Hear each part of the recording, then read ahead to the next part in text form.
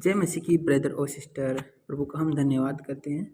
तो पिछली संगति में हमने जाना था कि हम परमेश्वर के आगमन के रहस्य को कैसे स्वीकार करेंगे, और पिछली संगति में हमने जाना था कि हम प्रभु की वापसी का स्वागत कितने रूपों में करेंगे। आज हम वचनों के द्वारा जानते हैं और उसकी वाणी सुन के उसका स्वागत करते हैं।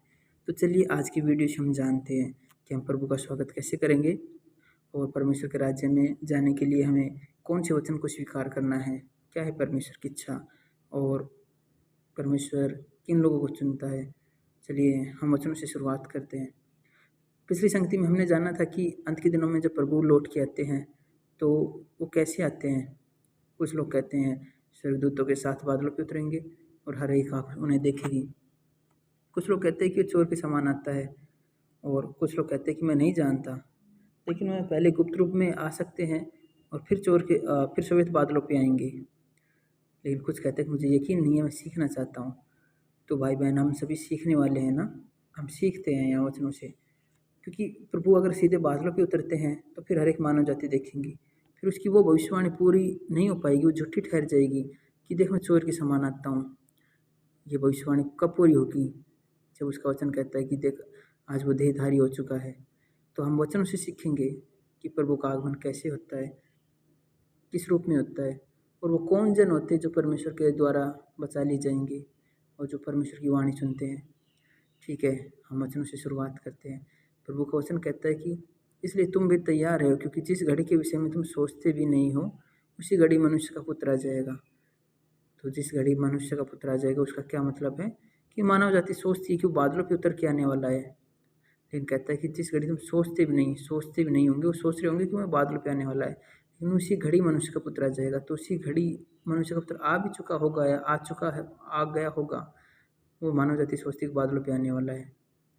वचन क्या कहता है कि जैसे नूह के दिन थे वैसे ही मनुष्य का पुत्र भी आना होगा। तो जब नूह के दिन आज के समान हो रहे हैं तो मनुष्य का पुत्र भी आज ही आना चाहिए ना, नूह के दिन के समान। वो सीधा बादलों पे आएगा तो फिर हर एक आँखें उसे देख लेगी, फिर उसकी भविष्यवाणी कब पूरी होंगी?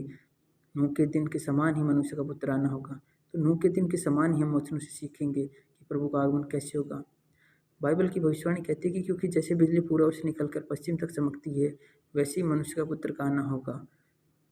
तो बिजली पूर्व से चमक के पश्चिम तक जाने का अर्थ यही होता है कि परमेश्वर का आगमन जो है पूर्व से लेकर पश्चिम तक हर देश में जाना चाहिए और हर एक देश में पता होना चाहिए।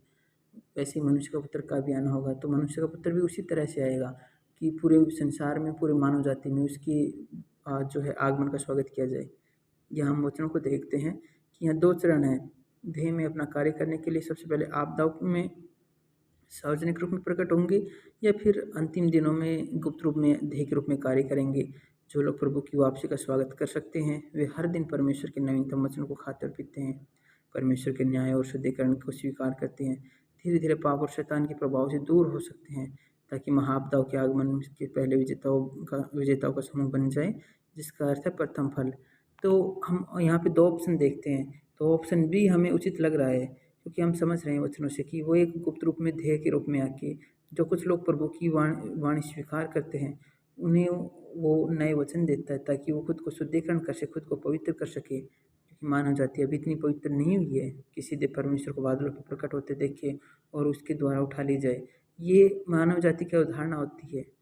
परमेश्वर पहले गुप्त रूप में देह धारण करके मानव जाति को शुद्ध और पवित्र करता है, ताकि उसकी भविष्यवाणी पूरी हो जाए और उनका न्याय कर सके।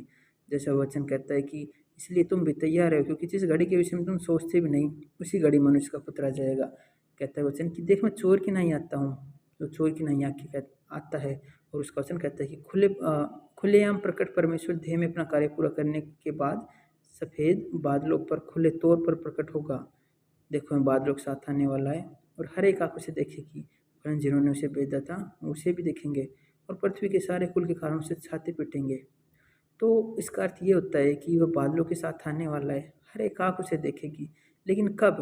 पहले वह उन लोगों के साथ अपना सुसमाचार साझा करेगा जो उसकी वाणी सुनना चाहते हैं, जो उसका स्वागत करना चाहते हैं, जो गुप्त रूप में उनकी उस भविष्यवाणी को स्वीकार करते हैं। क्योंकि वचन कहता है कि मेरा मन रात भर तेरे साथ रहना चाहता है, मेरे अंदर की आत्मा हर नए दिन में की प्रात में तेरे साथ रहना चाहती है। जब धरती पर तेरा न्याय आएगा तो लोग खरा जीवन जीना सीख जाएंगे। आज धरती पर उसका न्याय आ चुका है और लोग खरा जीवन जीना सीख रहे हैं। जो उसकी वाणी है उसको सुन के उसका खरा जीवन जीवन सीख रहे हैं। धरती पे उसका न्याय आ चुका है, जगह जगह तबाही, आपदा और कलेश आ चुके हैं। ये परमेश्वर का न्याय है। परमेश्वर का न्याय उन लोगों के लिए भी है जो दिन रात मसीह में है, दिन रात बाइबल पढ़ते हैं, क्योंकि परमेश्वर जानता है कि किसको कौन उचित है और कौन अनुचित है। तो हर एक के साथ न्याय कर रहा है, और यही वो परमेश्वर का देह धारण है जो मानव जाति के बीच में प्रकट होता है। धरती पर जब तेरा न्याय आएगा तो लोग खरा जीवन जीना सीख जाएंगे। और आज वचनों को पढ़ के ही लोग खरा जीवन जीना सीख रहे हैं, वचनों को सुन के खरा जीवन जीना सीख रहे हैं और नए वचन की लालसा कर रहे हैं। जैसा प्रभु ने कहा है कि अंत के दिनों में तुम्हें नए वचन खाने और पीने के लिए देगा। ये अंतिम दिनों के वचन ही तुम्हें शुद्धिकरण और पवित्र करेंगे। तो आज की संगति हम यहीं पे समाप्त करते हैं ब्रदर सिस्टर। नेक्स्ट वीडियो में हम और गहराई से समझेंगे वो नए वचन कौन है। अभी के लिए जय मसीह।